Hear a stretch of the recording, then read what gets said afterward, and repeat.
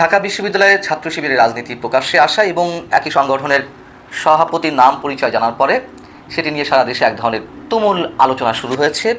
পক্ষে বিপক্ষে নানান ধরনের মন্তব্য উঠে আসছে সামাজিক যোগাযোগ মাধ্যম, মূলধারা গণমাধ্যম এবং জাতীয় রাজনীতিতেও। কিন্তু কেন অহেতুক এই বিতর্কটি গড়ে উঠল?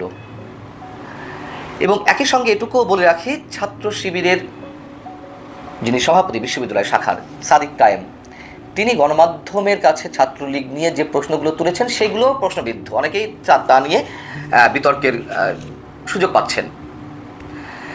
বিষয়টি হচ্ছে যে সাদিক কায়েম নিজের নাম পরিচয় গোপন রেখে ছদ্মবেশে বৈষম্যবিরোধী ছাত্র আন্দোলনের নেতৃত্বে ছিলেন, অন্যতম সমন্বয়কের ভূমিকা পালন করেছেন এবং যারা তার বিরুদ্ধে বলছেন তাদের বক্তব্য হচ্ছে এটি করে সাধারণ ছাত্রদের সঙ্গে এবং একই সঙ্গে জনতার সাথে বেইমানি করা হয়েছে। আবার বিপক্ষে যারা বলছেন তারা বলছেন ছাত্র রাজনীতিকে ভিলেন বানিয়ে যারা বিশ্ববিদ্যালয়ের ছাত্র রাজনীতি বন্ধ করতে চান তাদেরকে রুখে দিতে শিবিরের এই ভূমিকা অবশ্য ঠিক আছে এবং তাদের বক্তব্য হচ্ছে যে সকল ছাত্র সংগঠন তাদের কলেজ বিশ্ববিদ্যালয়ের কমিটিকে সচল করুক, এটি তারা চায়।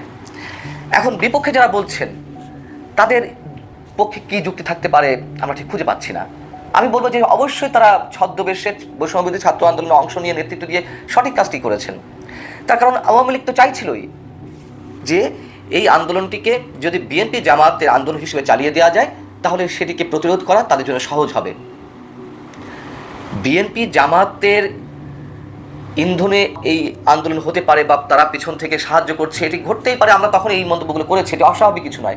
আওয়ামী লীগ যদি তখন বিরোধী দলে থাকতো, আওয়ামী লীগ কি এ ধরনের কোনো আন্দোলনকে পুঁজি হিসেবে গ্রহণ করতো না? অবশ্যই করতো। কিন্তু তারপরও সাধারণ মানুষের কাছে এটি বিরোধী দলের এক ধরনের ষড়যন্ত্র, এটা বলে তাদের উপর স্টিম রোলার চালানোর একটা জায়েজ কিছু করার চেষ্টা করছিল, জায়েজ করার।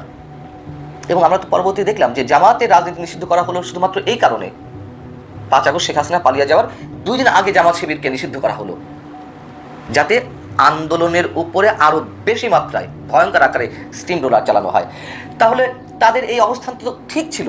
সাদিক কায়েম কিংবা ফরহাদ হোসেন তারা যে নিজেদের নাম পরিচয় গোপন রেখে এই আন্দোলনের নেতৃত্ব দিচ্ছিল, এটি তো প্রশ্নবিদ্ধ করার কোনো সুযোগ নেই।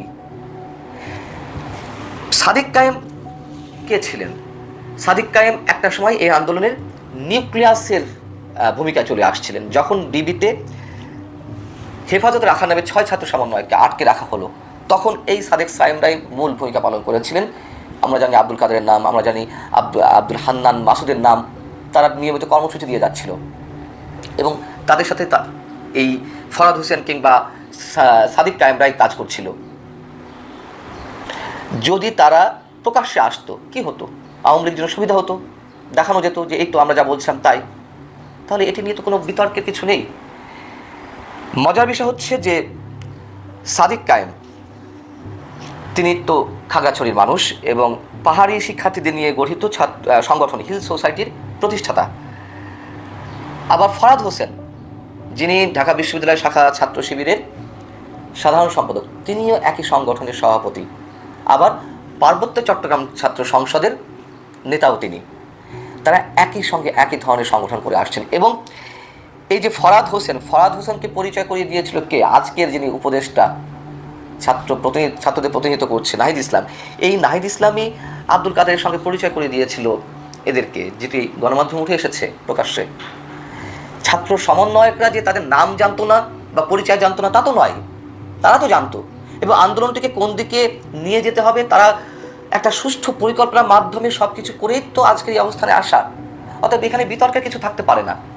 এবার সাদিক কায়েম গণমাধ্যমকে ছাত্রলীগের রাজনীতি প্রসঙ্গে যেটি বলেছে, তিনি বলছেন ছাত্র রাজনীতি নিষিদ্ধ করা কোনো প্রাজ্ঞ সিদ্ধান্ত নয়।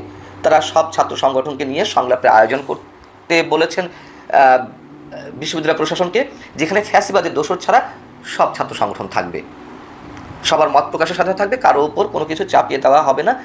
সেটাই হচ্ছে নাকি তাদের চাওয়া। বেশ ভালো কথা। কিন্তু তিনি আরও বলছেন ছাত্রলীগ ও আওয়ামী লীগ নেতৃত্বাধীন 14 দলীয় জোটভুক্ত রাজনৈতিক দলগুলো ছাত্র সংগঠনকে ফ্যাসিবাদের দোষর হিসেবে দেখতে চায়।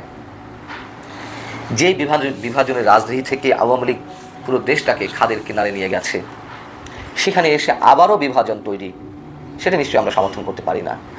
কেউ হয়তো বলবেন যে তারা 14 বছরে যে ফ্যাসিবাদের জন্ম দিয়েছে, যে স্টিম রোলার চালিয়েছে বিরোধী মতাবলম্বী কিংবা বিরোধী রাজনৈতিক শক্তির উপরে, এবং দেশটাকে অর্থনৈতিকভাবে রাজনৈতিকভাবে পুরো শেষ করে দিয়েছে, তাদের রাজনীতি চলবে কেন? খুব স্বাভাবিক কথা। এবং যারা বলছি আমরা যে এটি দ্বিতীয় স্বাধীনতা, সেই স্বাধীনতার মধ্য দিয়ে তারা যদি যুদ্ধাপরাধের ভূমিকা পালন করে থাকে, আমি আওয়ামী লীগ ছাত্রলীগের রাজনীতির কথা বলছি, তাদের রাজনীতি যদি বন্ধ হয় তাহলে তো প্রসঙ্গক্রমে যৌক্তিকতা খাতিরে আসবে যে 71-এ যারা আমাদের দেশে বিরোধিতা করেছিল তাদের রাজনীতি কেন চলবে? এই প্রশ্নগুলো আর তুলে লাভ কি? আমার এই কথাগুলো অনেক খারাপ লাগতে পারে। আওয়ামী লীগ তো জামাতের রাজনীতি নিষিদ্ধ করতে চেয়েছিল, কিন্তু তাদের স্বার্থেই তাদের রাজনীতি একেবারে ফরমালি নিষিদ্ধ করেনি, কিন্তু তাদেরকে মাঠে নামতে দেয়নি 16 বছর। তাহলে এখন আওয়ামী লীগ ছাত্রলীগের রাজনীতির জন্য সেটি করা হবে? সেটি কি আমাদের জন্য কোনো শুভবার্তা বয়ে নিয়ে আসবে? এবং তাদের রাজনীতি জামাত শিবিরের রাজনীতি বন্ধ করতে চেয়েও কি তাদের সব কিছু সমূলে নির্মূল করা গেছে? নিশ্চয়ই না, বরং তারা আরও সংগঠিত হয়েছে, শক্তিশালী হয়েছে। যেখানে 2009 সালে তাদের মজলিসের শুরার সদস্য ছিল মাত্র 15,000-এর মতন, সেখানে 14-15 বছর পর এসে তাদের মজলিসের শুরার সদস্য সংখ্যা 73,000। আজকে আওয়ামী লীগ ছাত্রলীগের রাজনীতি বন্ধ করে তাদেরকে কি একেবারে নির্মূল করা যাবে? এবং এ কথা কি আমরা অস্বীকার করবো? হ্যাঁ, তারা একটি ভঙ্গুর অবস্থায় রয়েছে, কিন্তু আওয়ামী লীগ তো এখনো পর্যন্ত অন্যতম বৃহত্তর রাজনৈতিক দল। কেউ অস্বীকার করবেন? তর্কের খাতিরে বলতেই পারেন। আবার তো এক নতুন সুর শুরু হয়েছে। গত 16 বছরে যখন আওয়ামী লীগের সমালোচনা কেউ করেছেন, তাদেরকে সরাসরি সবাইকে রাজাকার বানিয়ে ফেলা হয়েছে।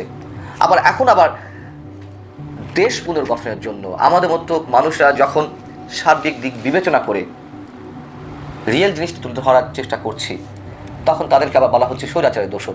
একদিকে রাজাকার গড়ে বানিয়ে ফেলা হয়েছে, আর একদিকে এখন এসে সবাইকে স্বৈরাচারের দোসর বানিয়ে ফেলা হচ্ছে। এগুলোর কোনোটি আমাদের জন্য খুব ভালো কিছু বয়ে নিয়ে আসবে না। খুব স্বাভাবিক, খুবই সাধারণ বিষয়। এই যে বিভাজনের রেখা স্পষ্ট করে রাখা, কখনো আওয়ামী লীগ করছে, কখনো আবার আওয়ামী লীগের বিরুদ্ধে যারা তারা করছে, এই খেলা চলতেই থাকবে। চলুক, আমরা যারা সাধারণ মানুষ তারা তো সবসময় স্যান্ডউইচ হয়ে থাকি, তবে এর নিশ্চয়ই শেষ আছে। একটা পর্যায়ে গিয়ে এর নিষ্পত্তি ঘটবেই।